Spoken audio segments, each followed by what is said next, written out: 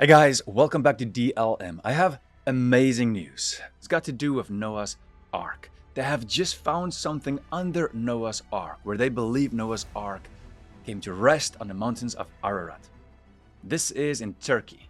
Now, in many of my teachings, I answered many questions about the time before and right after the flood, focusing on archaeology, Bible prophecy, and spiritual warfare, especially regarding the fallen angels and the Nephilim.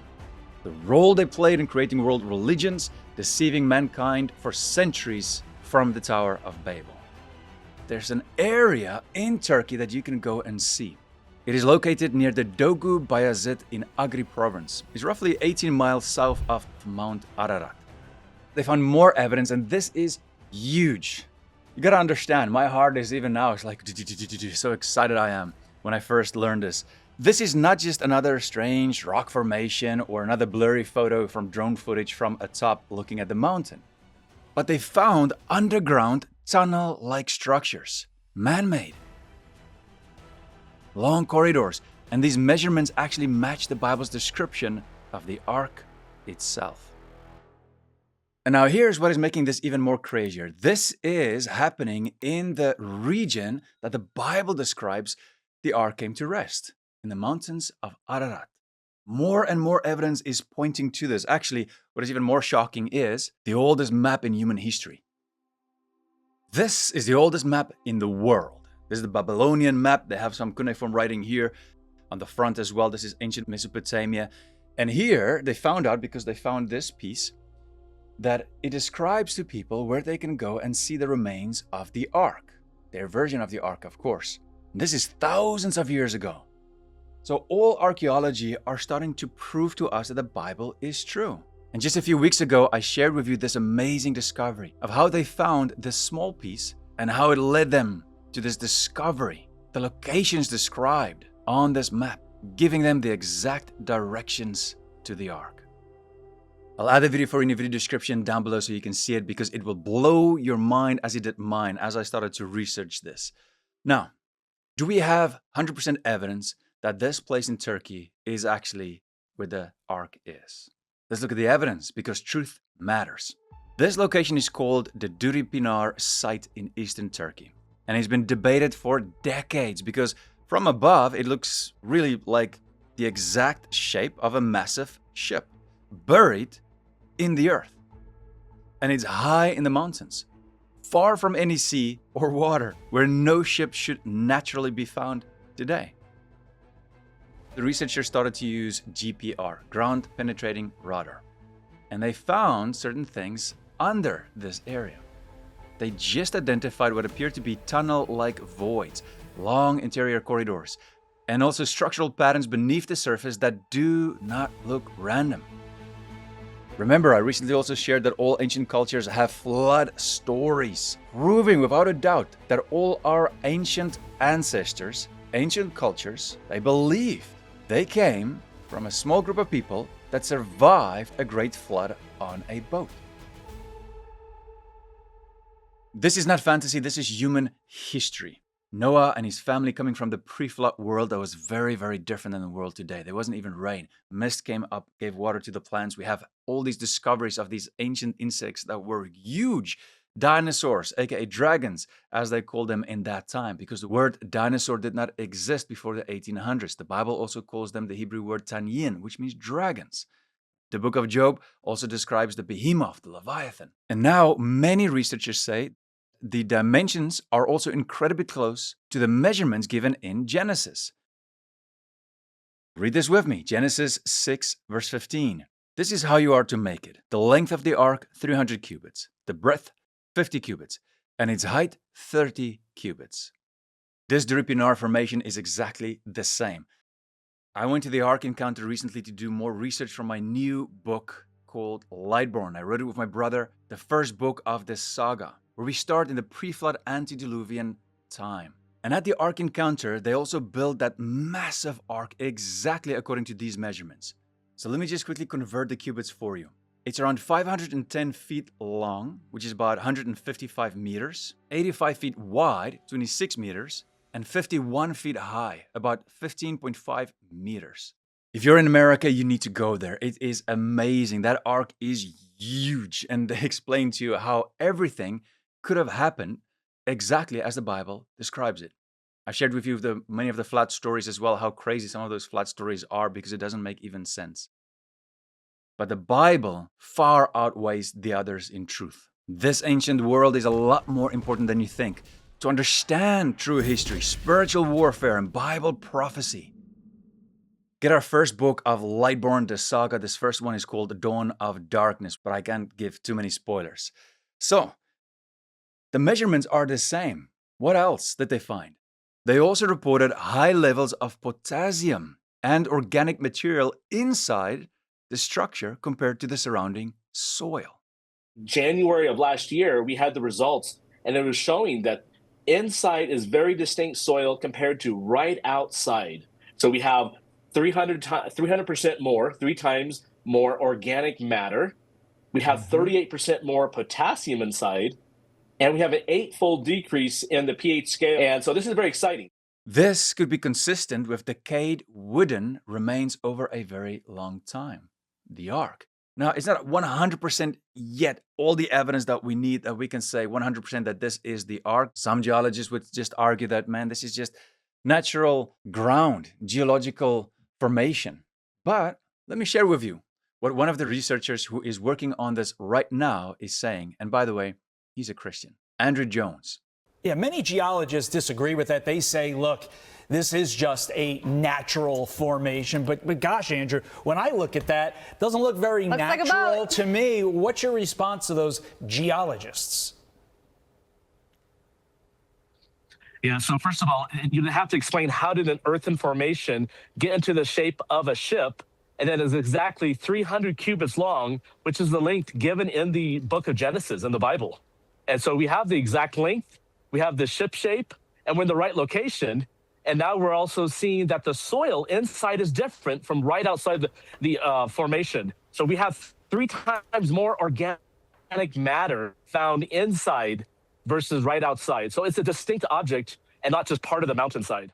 So is this true? Is this a place? I'm not sure. There are a lot of people who say it is not, like Wes Huff as well.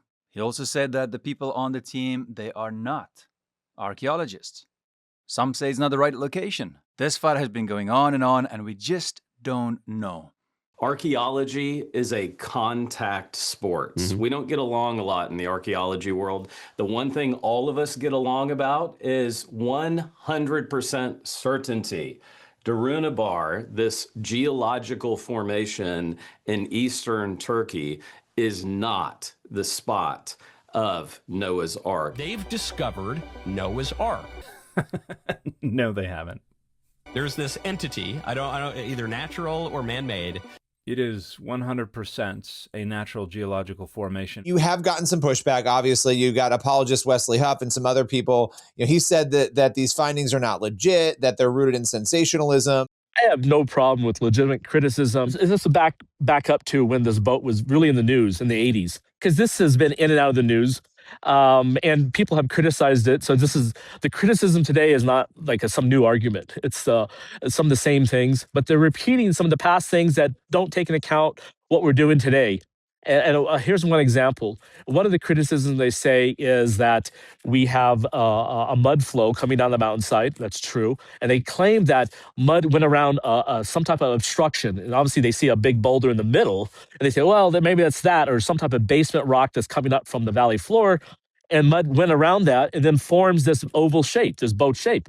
And so for them, it's a natural formation because the dirt went around it. So to test that theory, and what actually got us interested, and this has been in the news, is that we did a randomized soil sampling. And basically what we found was that inside this site, that supposedly is just the same soil that's all around here, is 3 times more organic matter. A high concentration of organic matter. And you're saying, okay, what does that mean? Well, if this is a decayed wooden boat that thousands of years have sat here and then got covered with dirt, then you would expect that wood to do this to the soil. So we have 38% more potassium decaying wood affects the potassium, it increases it. We have on the pH scale 8 times difference between inside versus outside. And so it is distinct chemical in the chemistry for this soil versus right outside. So for me, that says one thing, and that is this is not regular soil that just came down the mountainside and went around a boulder. So then another criticism, and this has even been peer reviewed and published by a Turkish geologist a number of years ago, and people like to quote from that. The guy says that this is a solid block of rock that then glaciers came down millions of years and formed it into a ship shape. When you're out here walking on it, the only rock is this thing right here, this boulder. And when you look at the scans, like the ERT scans and the GPR, none of it shows a solid big blob of rock. And again, you're walking around, it's all soil. It's an earthen formation. It's not folded sedimentary rock to form a syncline. And so some of the initial criticism, I think, that's coming right now, it's from people who are repeating what someone heard, 20, 30 years ago maybe, and hasn't really, contacted us or find out what the new things we're doing at the site, what the soil results are. And the GPR, I saw the criticism saying, well, you can't really determine what is out there with GPR. But it is a tool that archaeologists use. It's not the final step. It's one of the steps. And so if the GPR showed nothing, okay, it would have been nothing, But it's actually showing these right angles, these parallel lines, and then these series of voids and a central cavity. So things that are interesting enough that to continue the research. And I think even Wes made a point on his not to go point by point with what he's saying, but he mentioned something about Mount Ararat and how the name came later and all. Well, we're not on Mount Ararat. I think that's some confusion from people who haven't been out here.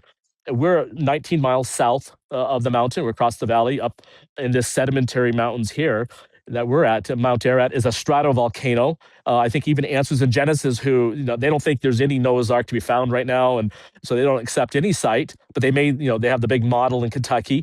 And they wrote a good article, I thought, about why Mount Ararat itself is a post-flood volcano. But yet you have people with PhDs and ark hunters and adventurers still looking for the ark up there.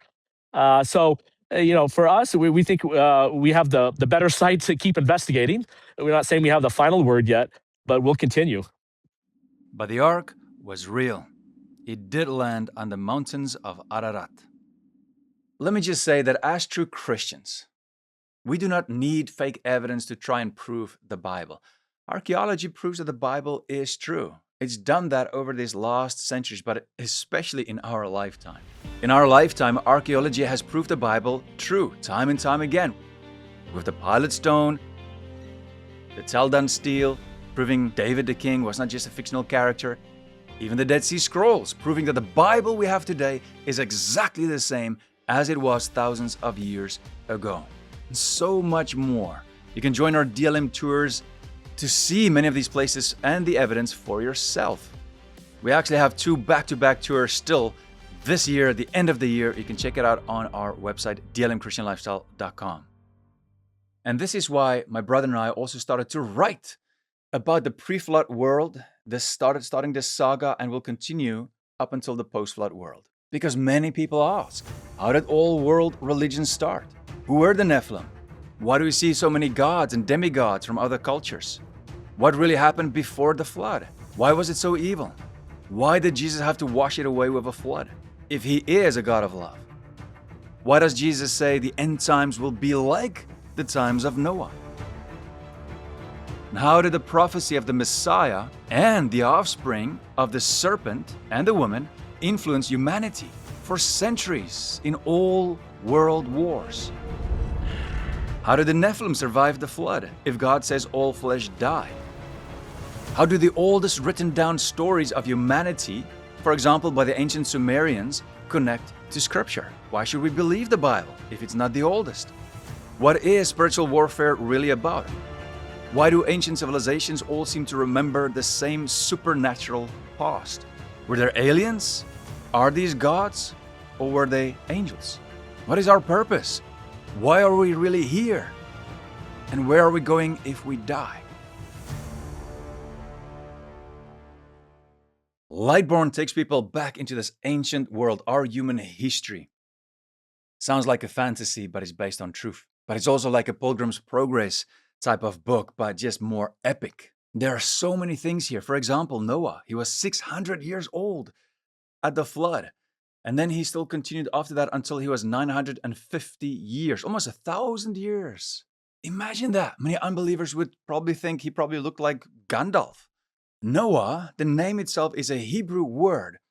The Hebrew language comes from Semitic languages, all the way back to the ancient Akkadians that lived in the same time with the Sumerians. These are the descendants of Noah, his 3 children, Ham, Shem, and Japheth.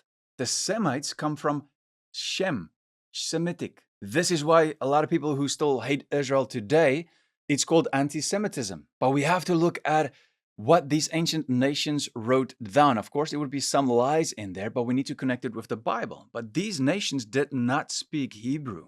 I'm talking about the Sumerians, the Akkadians, the Babylonians. For example, the Sumerians in the Eridu Genesis cuneiform tablet called the man who survived the flood Zuesudra, which means life of long days, or he found long life.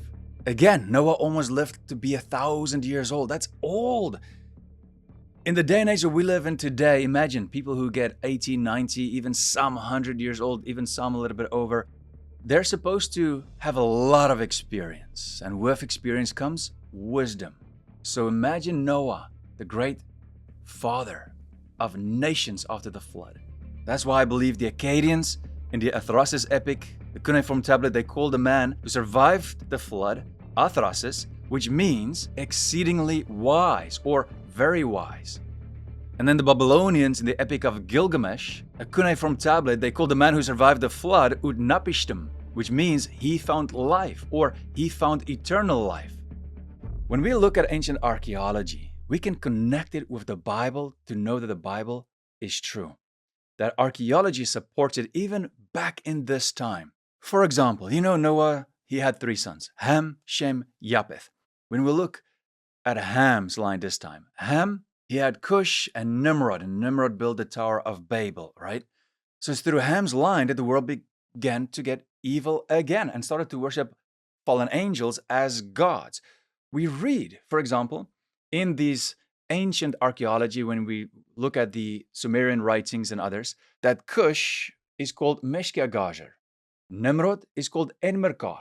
And he was the first world leader, basically, of this time who still rebelled against the God Most High. So he's a type of Antichrist. Remember, the New Testament says many Antichrists have come, but also that the Antichrist will come. When we go to Genesis 10, verse 8 to 10, the beginning of his kingdom was Babel, Erech. Erech is known as Uruk, Akkad and Calneh, and the land of Shinar. That's ancient Sumer. This is in ancient Mesopotamia. And we know that that era of Babel, there's this place called Eridu. Eridu was there before the flood and after the flood. And they rebuilt it. And there was an ancient ziggurat. The Tower of Babel is just a ziggurat, basically temples that spread from after the Tower of Babel to all cultures across the world, building ziggurats.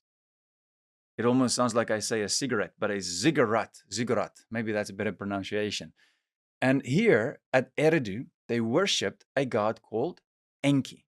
This name in Sumerian, it actually just means the Lord of the earth. And we read that the Bible says in 2 Corinthians 4 verse 4, in their case, the God of this world has blinded the minds of the unbelievers to keep them from seeing the light of the gospel of the glory of Christ, who is the image of God.